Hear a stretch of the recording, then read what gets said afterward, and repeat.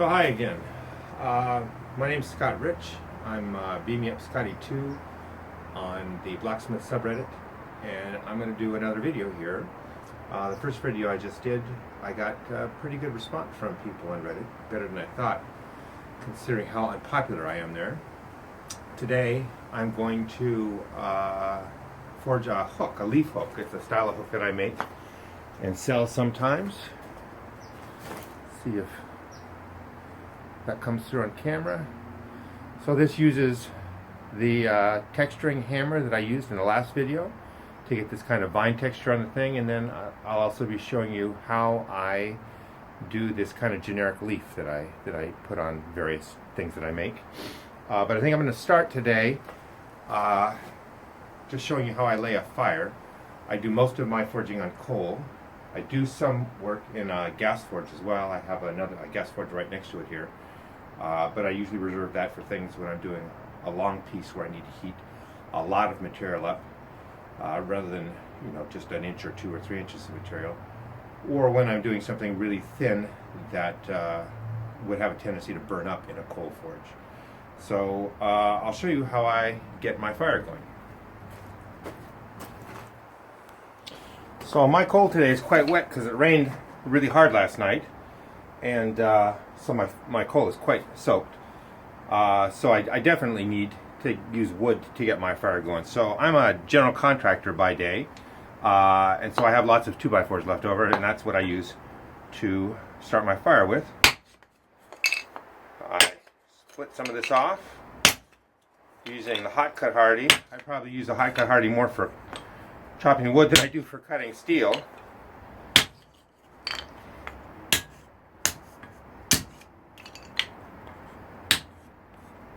Oops. Grain's wrong that way.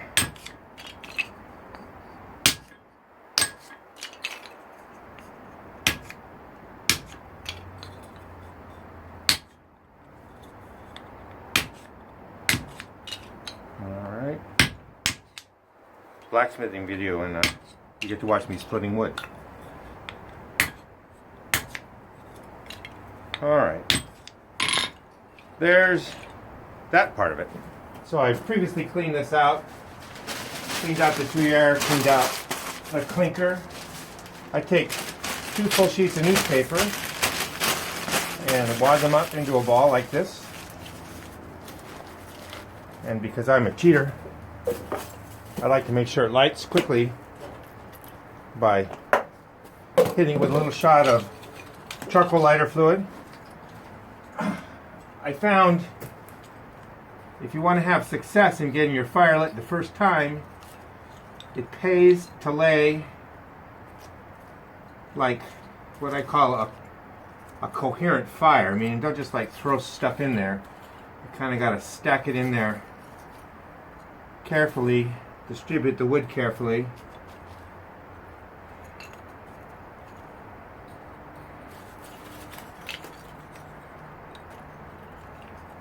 So this is what in the Boy Scouts we used to call a teepee flat fire, and it works very well, which is probably why we used it in the Boy Scouts. Come on, come on. Alright, that's good enough. Okay, now turn on the fan.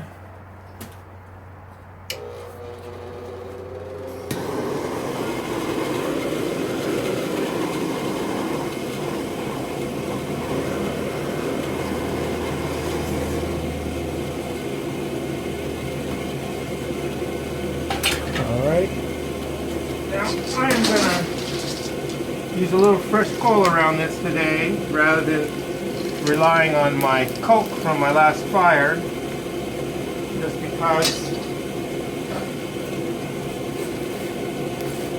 it's kind of really wet in here. All this is super soggy. Alright, now when you start to bring the coal and coke in, it sort of reduces the area for the air to flow through, and that kind of intensifies the air going through the wood. This looks like it's going to work. Sometimes it doesn't, but I've had days when I've come out here I have to try it 3 times to get it to go.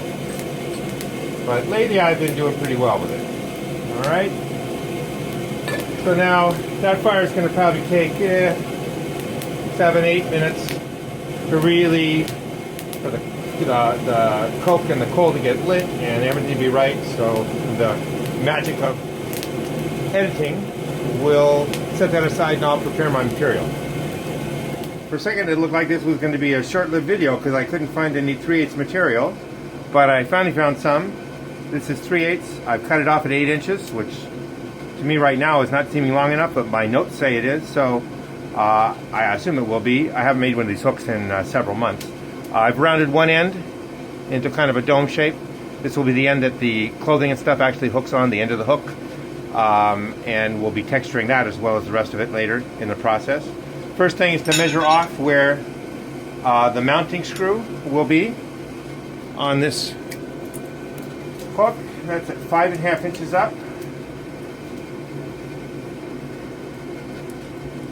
None of this stuff is critical in dimensions, or more or less. And it's a good idea to give this a pretty good mark, because when later on we texture over that, we still want to be able to find it. We're going to end up having to drive it deeper again, because we're going to use that center punch mark to position the bob punch to make the depression for the head of the screw. So the next stage is now to start doing some forging. Okay, for those of you who are interested in such minutia, my primary anvil is this one. It's made by TFS. They're in Texas. It's cast ductile iron, which is not the same thing as cast iron. It's actually held up pretty damn well, and it's very reasonably priced. And my main forging hammer is this 900 gram Hudaforce Swedish pattern, which I first saw on YouTube. Torbjorn, somebody or other who's in Norway or something like that, uses this pattern. I really liked it, and then I found somebody in the States who offered it, so I bought one and I really like it. It's just about the right weight. It's about 2 pounds. So the first stage in forging a leaf is to forge a point on the end. You can see I'm working at the far edge of the anvil. That way if I miss-hit slightly, it doesn't put a dent in my anvil top. Okay, so there's the point, and I'm going to round that, or make that point kind of an octagon shape, because that will make it easier later when I am flattening it out. Step is to define the other end of the leaf, the stem end, and for that we'll use this tool again, which you saw in my last video, the guillotine tool, with just, I don't know what kind of dies you call them, they're just round radius dies. See, that's the shape of them. Neck that down. I want to neck that down to maybe almost 1/8 of an inch, about like that. All right. So the next step is drawing out, which is not usually very exciting, but if you end up deciding to learn blacksmithing, you're going to spend a lot of time drawing out. I'm drawing out over the edge of my anvil, which is radiused and acts as a fuller. Okay. See, this thin stock like this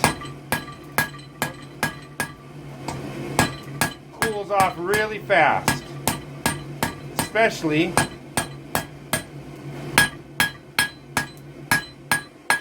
when you got to lay it completely flat on the anvil face. That just sucks the heat right out of it.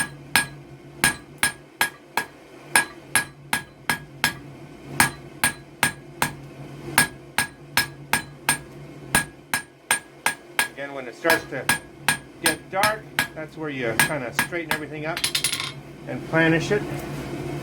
So I want to restrict my drawing out to this side of this point that I marked.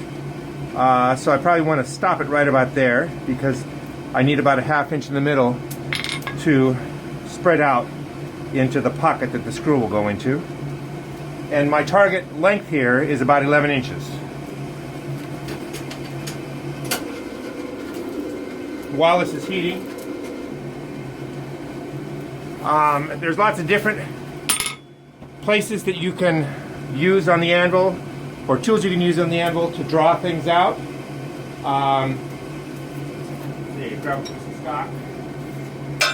So right now I'm using the edge right here, which is about a 5/16 radius maybe. You can also use the bick of the anvil, which is considerably less aggressive and moves material a lot slower, or kind of an intermediate. You can use a bottom fuller to draw things out. You can also use the pane end of a cross pane to draw out, depending on what you want to do. There, I got a good heat on that one.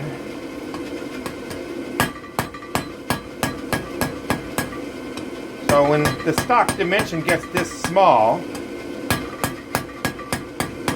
you don't really need to hit it very hard when you're doing the fullering operation.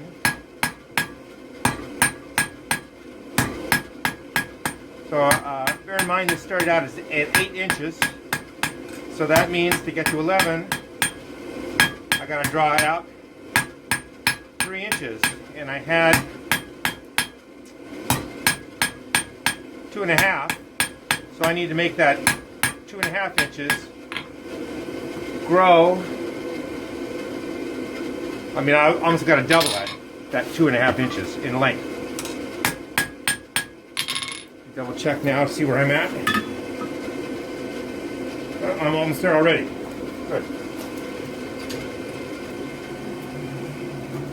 Well, everything that I'm doing, I've drawn this line with soapstone on my Peter Wright anvil at 11 inches, and that gives me a reference point so I can check quickly. Oops, should be about like that. So I'm almost there. I got about a half inch more to go. All right, let's see if we can get that last little bit. Now, I don't need a lot, so I'm going to move over to here. So it's not quite as aggressive, because I only need to get another 1/2 inch out of this.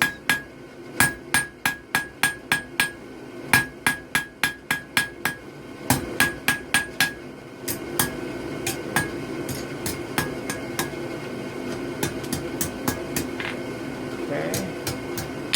And check the reference line. Okay, I'm there. Now, when you're forging thin stuff like this point here, the transition between this stem and this blob, which will become the leaf, you got to be careful not to move that around very much when it's cold. If you do, it will fatigue and it will tend to just break right off, which is really irritating, but it happens. Sometimes I'll weld them back on, sometimes I'll just start back over again. So now I'm ready to go to round. Let's round it up. First we're going to go to an octagon. I'm not super hot here because when you got thin material like this, if you get really hot, it starts to move around and behave badly.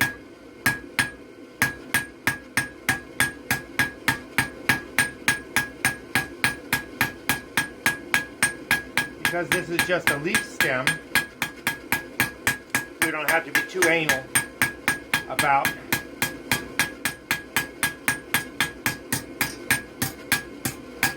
making a perfect octagon and all of that. This is all just getting rounded up and it's going to be textured. So close is good enough. Let's see. All right. Oh, yeah, I want to talk about hammers some. Like I said, this is the hammer that I primarily forge with.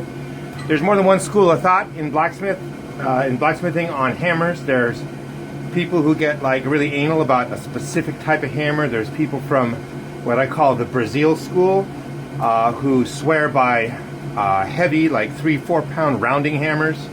There's the Hoffy school, which uses what's kind of like maybe a modified Czech style hammer. At least it's been called a Czech style hammer, but the Hoffy people say it's not.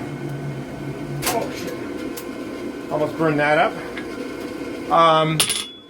Now down in the thin part, I'm shifting to a 500 gram hammer, because hitting something this small with a 3-pound or 4-pound hammer to me seems ludicrous.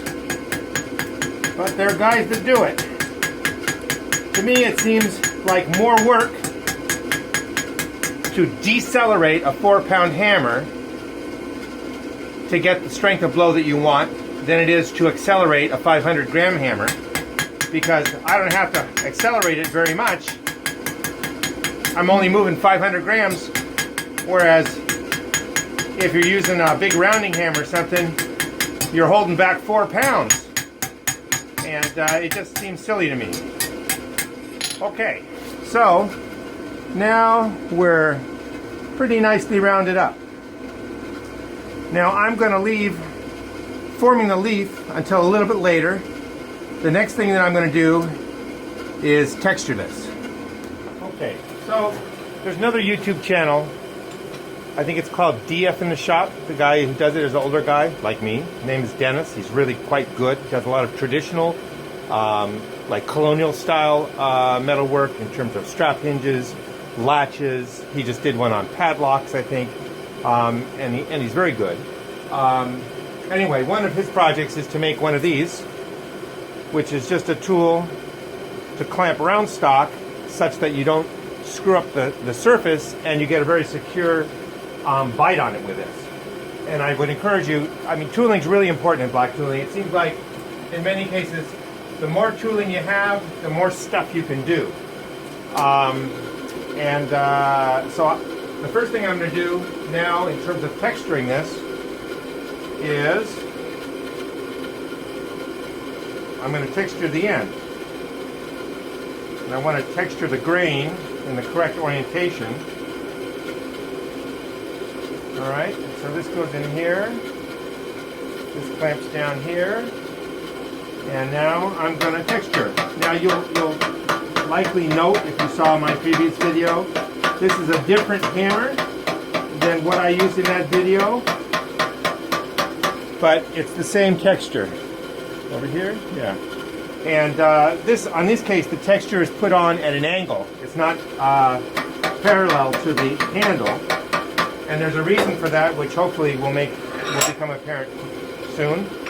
Also, I'd like to point out that this is now long enough that, because I'm using a cold forge, in which I can really localize the heat, even though it's only 11 inches long, it's long enough I can actually hold it in my bare hand. As long as I don't let it get too hot. I may have to quench it occasionally, but it really makes it easy to hold onto your material this way. Alright, so that goes back in.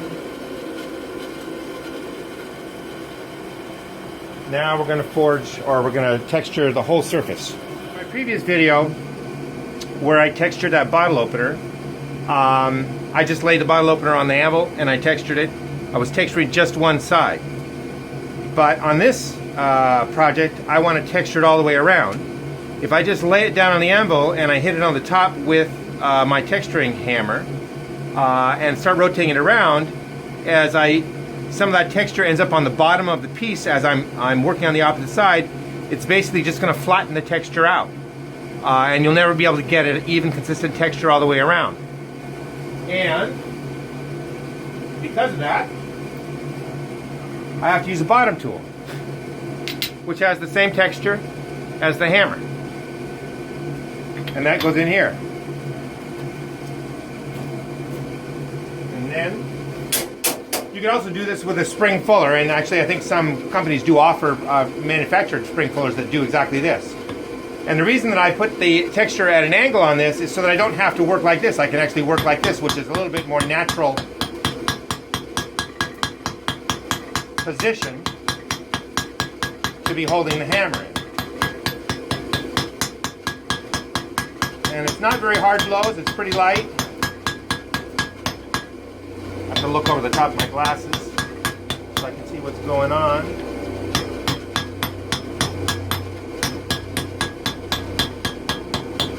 Okay. That's good.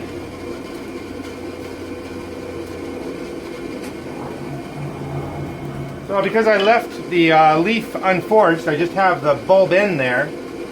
I can actually get on that with my tongs because it's close to the original dimension of the 3/8 stock. Because it's now that my heat's getting farther up, it's getting too hot to hold on to by hand.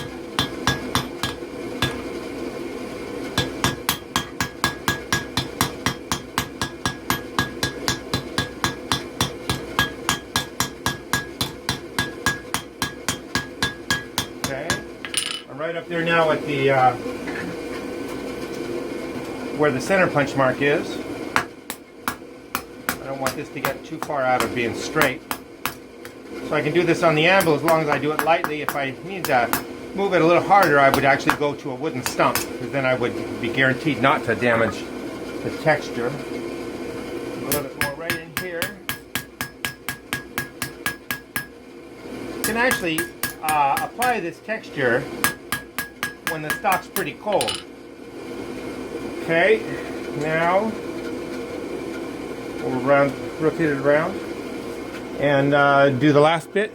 Also, I'd like to show you this time, I use tong rings almost all the time, and the most common tong ring that I use is just cut from a piece of various sizes of square steel pipe, and then I crush them down, and then that holds the tongs just like that. Sometimes I need a bigger ring, and then I go to one like this.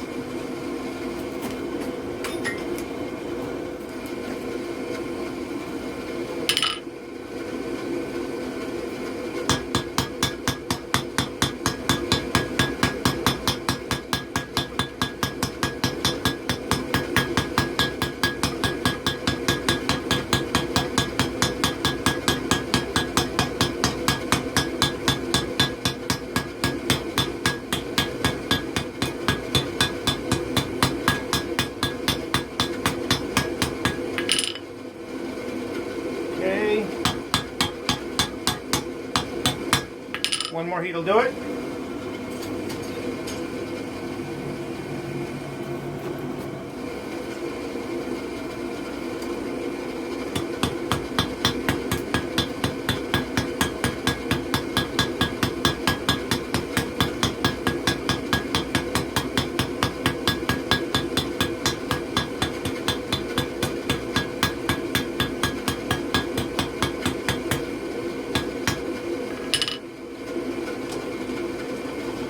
Alright, good. And you can see, hopefully you can see, right there is my original center punch mark, which I'm going to need now. It's a little distorted, but it's still enough that I can index in the correct position. Let's see. Alright, go ahead and flatten out the leaf now. I'm going to start out using like a ball peen, but this is a standard ball peen, but I rounded this end too into a much broader radius than this end, and I'm going to start out with that. I want to orient it right. There we go. So the leaf stays oriented correctly with reference to where the center punch mark is. I'm going to go down to maybe 3/32 of an inch.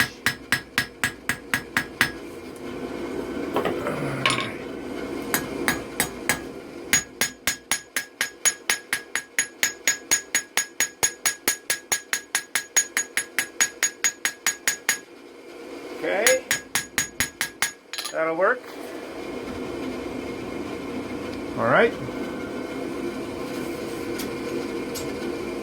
Operation is serrating the edges of the leaf. You can do this with a chisel and a vise if you want, but it's much faster and easier if you use the guillotine tool. I have a set of just angled dies like this. You could also use these dies for cutting stuff off, but I don't want to cut it off. I just want to put a nick in the edges.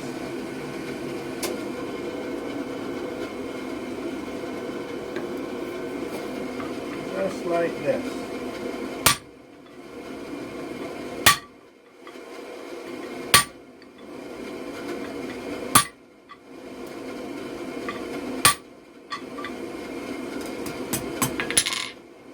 Okay, there we go. Job is to cut a center vein in the leaf, and for that we're going to use a veining chisel. You can see it's radiused this way, and it's also radiused this way. So it cuts a round bottom groove in the material.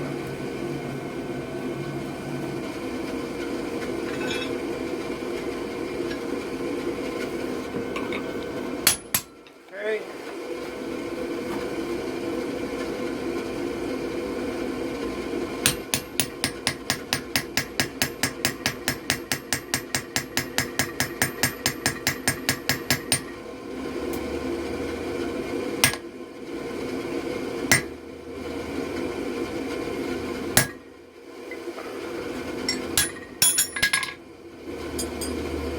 Alright, so there's that.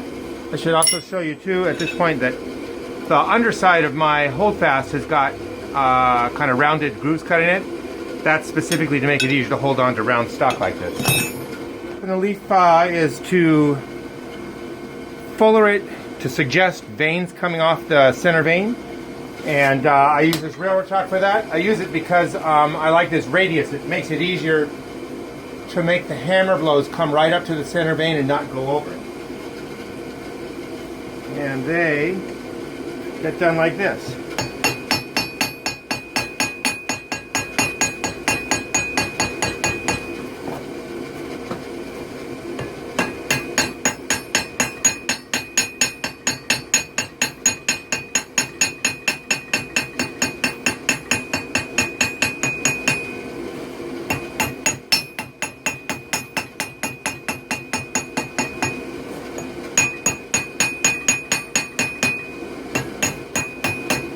Okay, there's that. The last step is to model the leaf a little bit, and to do that I'm going to have to kind of reach around the camera. That's going to be kind of fun. And you can see in this stump end, which is just a softwood stump, I have got some various depressions formed from different operations that I've done. And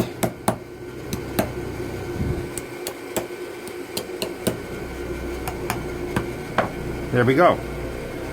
And that's for guys like me who don't actually have swage block. So if we did everything right, I should still be able to find my center punch mark, which is right there.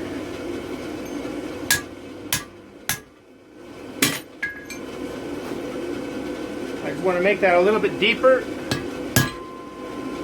That's good.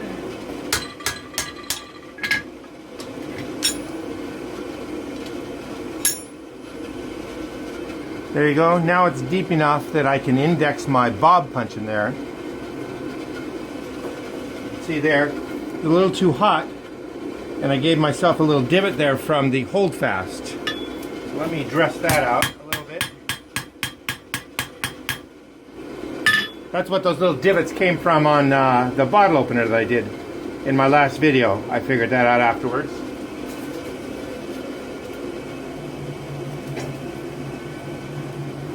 Gotta take a good heat on this, and then this is the same bob punch that I used to do the lift-off tab in the bottle opener, and I used the same punch to do the depression to take the head of like a bugle head or a flathead screw.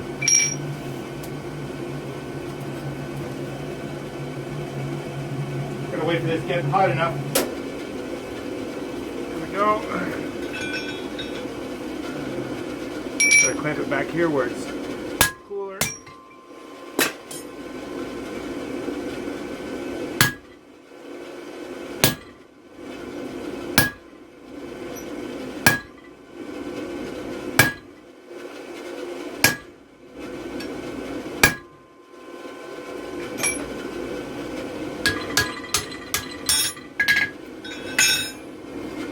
In blacksmithing, the order in which you do things can have an effect on how things turn out in the end. And the reason I do things in this order on this type of a project is because, I'll show you just a sec here. Oh, that was a mistake. I'm not thinking. It's on the back side, so it doesn't matter as much. If I wait until the very end like this to put this in, then you can see that the actual grain pattern of the on the stem kind of swirls around it because it's been pushed out of position by the bob punch, and that makes it look a little bit more organic than if I were to put the depression in first and then texture around it. There's a little method to my madness. All right. Okay, now I am going to clamp this again. Where did I put my center punch? Center punch, center punch. I've lost it now. Found it. I'm going to center punch this recess now just a little bit to give my drill bit a place to index so that it's concentric and centered.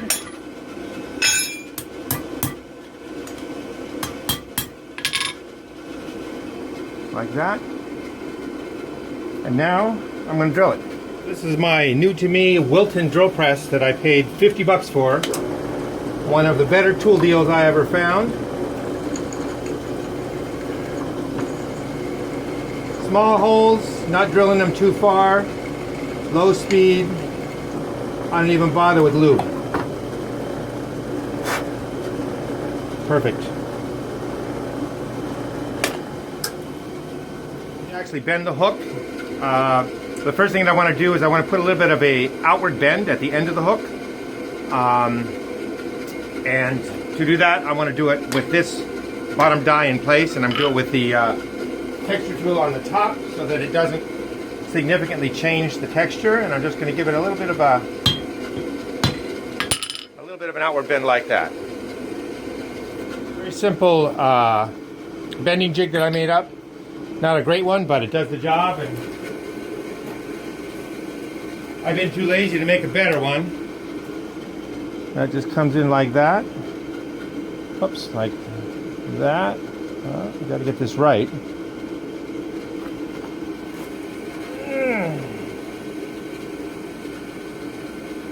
Okay. That is all right. That's that straight. So what you need to make sure you do is that the plane of the backside here, the flat, which is where it's going to rest on when it's screwed to a wall, here where it's screwed to a wall, needs to be perpendicular or whatever to the hook itself. And I actually have a tool that I made to do that. If it needs to be adjusted, I'll set that up. And so what I use is just another holdfast, but I put this shape the end like this. So this goes down into the depression that's going to receive the screw and clamps the flat part on the back side of the hook to the flat part of the anvil. Then I can judge whether or not it's sitting correctly. And I'll show you what I mean.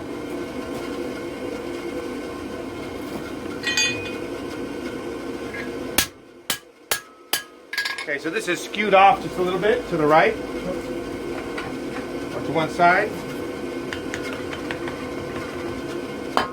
Because what I want to make sure is that when this is screwed to the wall, the hook comes straight out like this and is not off at an angle like that or like that. I want it to be perpendicular. And that's about right.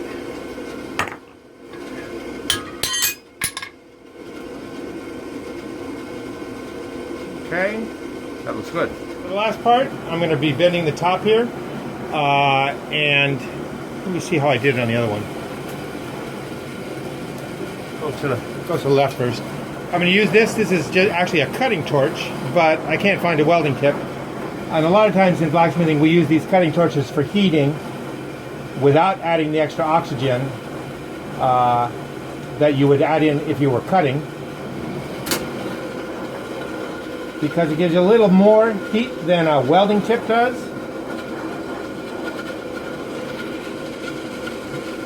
Okay, there's that. Let's see.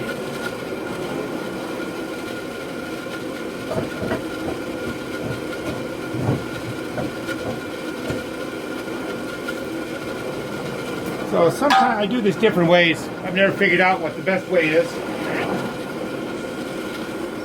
I think today I'll try it with these scrolling tongs, or what served me as scrolling tongs. Sometimes I'll use a bending fork. I'm trying to get something close to a circle here.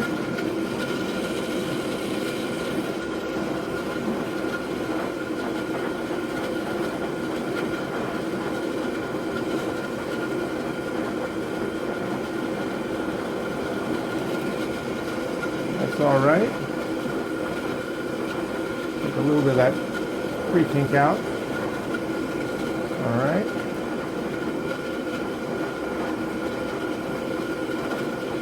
Now, come up here tighter. Need to get rid of some of that heat.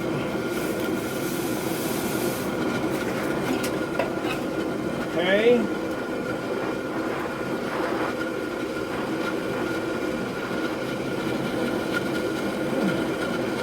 We're trying to get something that's kind of organic looking here out of this.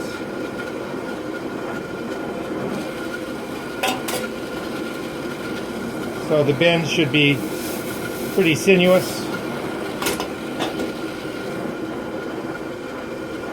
Hopefully this is framed right. Come around there.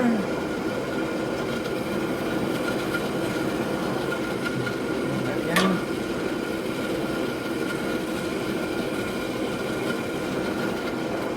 Let's see. I think I'm going to want to try to bring this just back a little bit here.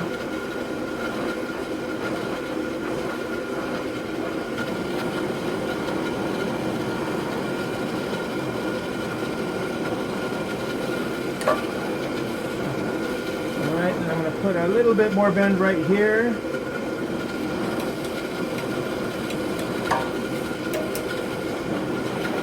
Alright.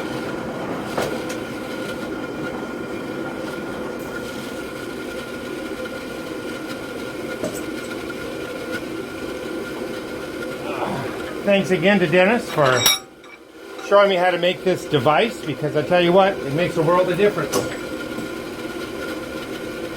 in avoiding damaging your stock and in getting it really nice and secure.